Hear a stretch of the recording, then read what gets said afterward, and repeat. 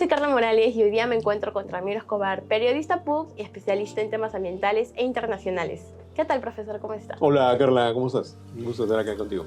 Bueno, quisiera que me comente un poco, empezando de cómo fue su formación en periodismo. Yo estudié periodismo en la Universidad San Martín de Porras. Lo que pasa es que yo antes había estudiado zootecnia en la Universidad Nacional Agraria, una carrera que me sirvió porque ahora escribo sobre temas ambientales. Y bueno, en un momento dije, bueno, esto ya no me convence, pero luego dije, yo quiero escribir. Entonces me metí a estudiar periodismo en la San Martín. Cuando se graduó, ¿usted ya tenía pensado que se quería dedicar a escribir o descubrió otra pasión? Yo tenía pensado sí dedicarme a escribir, me había ido bien, o mejor dicho, ya estaba trabajando cuando estaba en la universidad, no esperé terminar. Curiosamente yo entré al periodismo por el lado de los artículos de opinión, cosa que no es usual. Yo me acuerdo que me mandé así, nadie me presentó, escribí un par de artículos. En un mes me publicaron 3 artículos en 3 diarios distintos.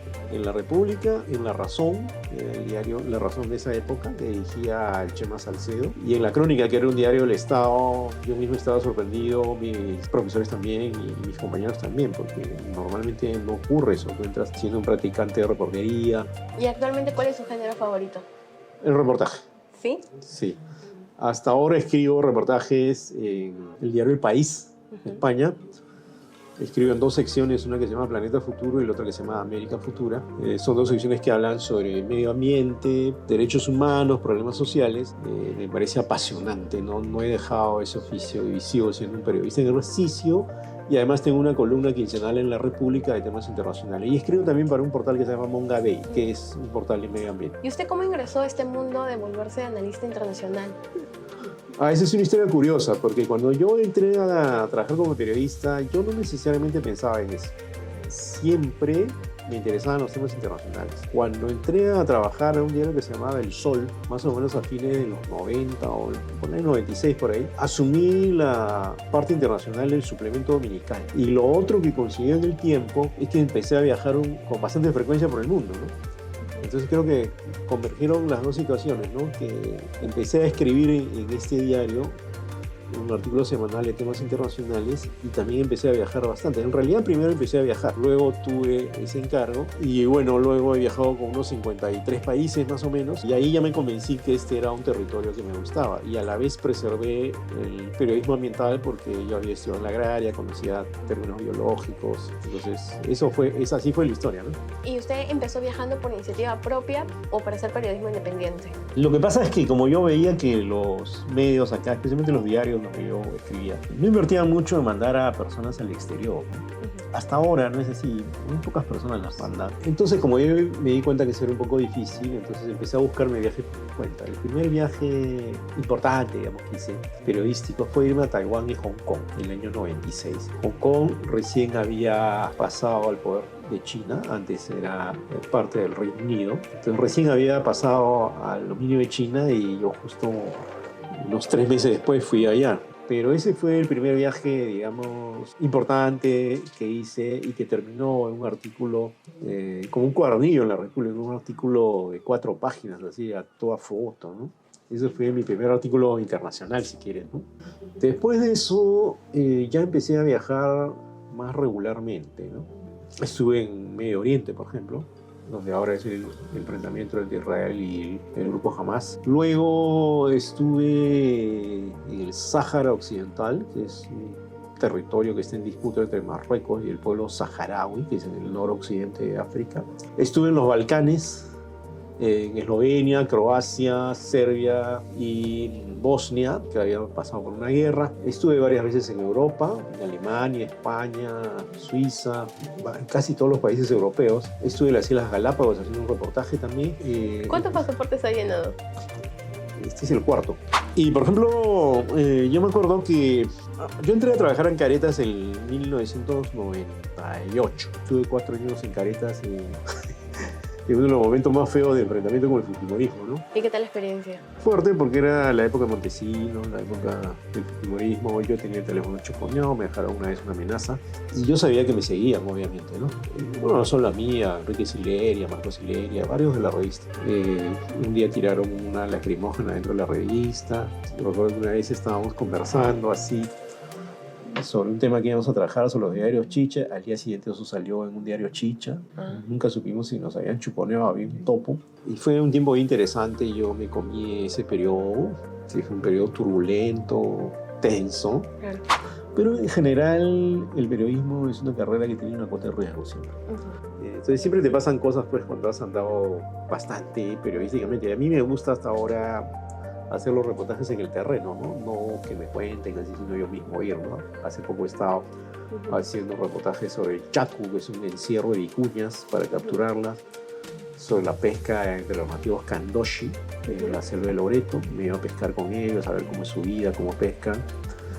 Y así varios reportajes de ese corte, eso me encanta, ¿no? Y por eso, si bien he hecho también entrevistas, que me divertía mucho hacer entrevistas, he entrevistado incluso a algunos presidentes, ¿no? Al presidente Mujica lo he entrevistado, al expresidente de Uruguay, he entrevistado a Pérez de Cuellar, al presidente Lagos de Chile, el expresidente Lagos de Chile, al expresidente de Colombia, Álvaro Colom. He hecho varias entrevistas y me fue bien, pero el reportaje es lo que más he hecho, ¿no?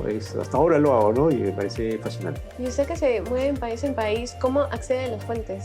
Entonces ya cuando tienes algún recorrido, te haces de patas y amigos en varios países. Entonces cada vez que pasa en algo en Argentina, ya sea aquí en Myanmar, o en Colombia, o en Israel, en Palestina, o en Estados Unidos. Entonces nunca voy a un sitio a ciegas, aunque al comienzo lo hice un poco, ¿no? He estado en toda América Latina prácticamente, en Uruguay, Argentina, Chile. En Chile he cubierto una elección, la de Piñera, en el 2010. He estado en Argentina cubriendo una crisis económica. En Uruguay entrevistando a Pepe Mujica. He estado en Venezuela, estuve durante la caída de Hugo Chávez en el 2002, ¿no? Cuando cayó por unas horas, yo estaba dentro del Palacio Presidencial, cuando fue retomado por los chavistas, ¿no? O sea, ya lo habían tumbado y los chavistas tomaron el palacio por dentro y ya estaba ahí en el Palacio Presidencial, año 2002. Eso fue una cosa alucinante, ¿no? Lo tomaron por dentro, yo vi cómo lo retomaron, cómo volvió él y todo. Él estaba en Colombia, por ejemplo, he cubierto las negociaciones entre la FARC y el gobierno colombiano en la época de Santos. Creo que además ahora es mucho más difícil que te manden de corresponsal o de enviado especial a algún lugar. Prefieren una persona que esté allá. También creo que hay un tic que yo siempre les recomiendo a mis alumnos que no caigan en eso, ¿no? A veces la chamba de un periodista en algunos medios consiste en que esté todo el día pegado a Canal N o a CNN y no sale a la calle, ¿no? A mí eso me parece un completo error, porque tú tienes que salir a la calle, oler, tocar, sentir, ver, oír. Si no, no haces buen periodismo. Tienes que estar en la cancha. Y lo otro es que si bien la inteligencia artificial o las distintas plataformas te pueden volver un experto en tecnologías, un youtuber, un influencer, yo creo que los contenidos siguen siendo importantes. O sea, no basta con que sepas usar pues, TikTok o cualquier plataforma, la información tiene que ser verificada, tiene que ser confiable. Entonces, un influencer no es necesariamente un periodista. Hay periodistas que son influencers, ¿ya? O que son youtubers. ¿Hay algún viaje en el que usted haya vuelto y haya sentido que no es el mismo? Sí, claro, el viaje al Medio Oriente, porque ese conflicto que yo había visto varias veces en televisión, sobre el cual había leído libros, lo vi en el terreno, ¿no? Vi las barricadas, hablé con palestinos, hablé con israelíes, y ahí me di cuenta de la sustancial diferencia entre que leas algo y que estés en el terreno. Y usted que es llamado bastante a televisión, a consultorías, ¿no? Para que haga un análisis de los temas internacionales. ¿Cómo entró en este mundo de la televisión? ¿Le fue fácil? Yo recuerdo que la primera vez que fui a televisión habrá sido hace unos 17 años más o menos. Me llamaron un día para un programa de Canal 7, pero era para hablar de otros temas. Bueno, del viaje a Israel, por ejemplo, me llamaron una vez. Entonces las primeras veces que me llamaban a televisión, yo hasta llamaba a mi padre, no, mira, vamos a salir a televisión. Después ya ocurría tantas veces que mi padre se burlaba, ¿no? Decía, ya me tienes harto, porque ya se hizo bastante frecuente, ¿no? Pero a mí me parece que comentar en televisión es como un deber ciudadano, ¿no? Una responsabilidad de mi profesión. No me pagan casi nunca, a veces sí, pero me siento en el deber de explicarle a quienes me ven o escuchan qué está pasando en el mundo, ¿no? ¿Qué está pasando en tal país, en tal país? Entonces, como conozco 53 países aproximadamente, a veces es difícil que no conozca un país donde está ocurriendo algo, ¿no? ¿Y cómo nació su interés por temas de medio ambiente? Lo que pasa es que yo estudié zootecnia en la Universidad Nacional Agraria. No terminé la carrera, pero me quedó cierta formación biológica. Entonces, cuando ya salí de la agraria y me quedé a estudiar periodismo, siempre dije que quiero escribir sobre el tema, ¿no? Entonces es como que eso a pesar de que no terminé esa carrera en la Universidad Nacional Agraria, me quedó y me sumó a la carrera de periodista. ¿Y usted cree que los medios puedan cambiar su enfoque, por ejemplo, a cubrir farándula, a cubrir temas ambientales? Yo creo que los medios pueden cubrir lo que quieran, pero no deben dejar de hacer algo, ¿no? Ofrecerle al lector, al televidente, al oyente, algo que lo haga crecer como persona y que lo haga pensar. Fernando Sabater, un filósofo español, dice que el periodista le debe hablar a la inteligencia del lector, o del televidente o oyente. Y yo creo que eso debe hacer uno, debe abrirle la cancha a la gente, que mire, que vea, que entienda. Ahora yo estoy dando varias entrevistas sobre el problema de la Franja de Gaza. He dado como 7 entrevistas, ¿no? A veces ya me parece demasiado incluso, ¿no?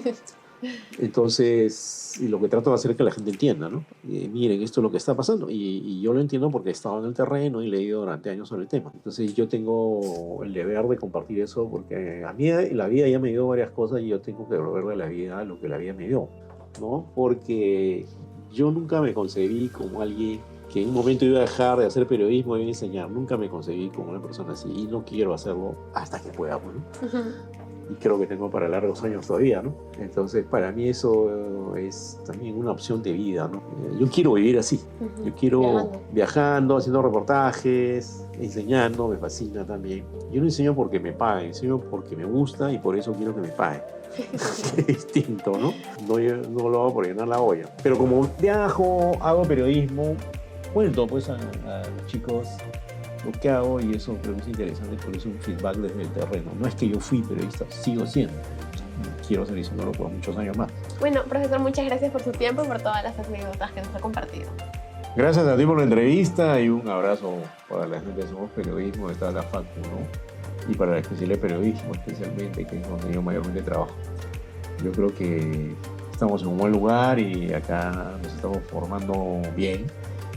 Y podemos, creo que, asumir los retos de este oficio, esta carrera en ese tiempo y en los años que vienen. Chao. Si quieren ver la entrevista completa, véanla en somosperiodismo.com.